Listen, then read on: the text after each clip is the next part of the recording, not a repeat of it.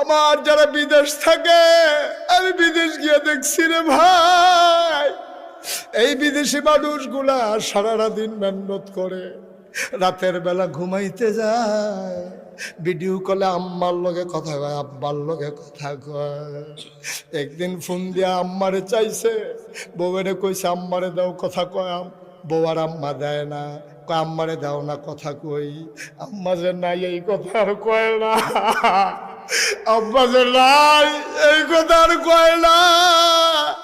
ছেলে বারবার কয় আম্মারে দাও, বউ কয় আব্বা ঘুমাই গেছে, এখন দাই কেন না, শরীর ভালো না।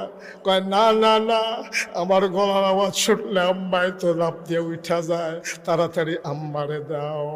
ছেলে ঠিকই বিদেশ গেল কামাই করতে। আব্বা, আমার বিদেশি ছেলেদের দুঃখ তোমরা বুঝো না।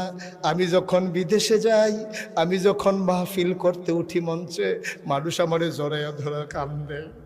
হুজুর, দেশের মানুষ দেখলে আব্বার কথা বলা হয়, আব্বার কথা বলা হয়, আমি সান্ত্বনা দিতে পারি না, আমি সান্ত্বনা দিতে পারি না।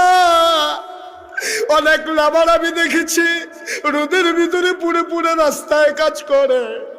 আমি মুশতাক ফৈজিরে দেখলে গলির ভিতরে লুকাই যায়, আমার সামনে দেখা দেয় না।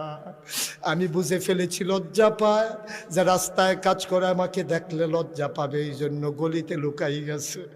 আমি অনেক সময় গলিতে খুঁজা খুঁজা বাইরে কইরা জড়াইয়া ধরে কান্দি। আমি বলি বাবা, তোমার লজ্জা পাওয়ার কিছু নাই, তোমার প্রতিটি টাকা হালাল। আমার দেশের মন্ত্রী এমপির টাকার ভিতরে ভেজাল আছে।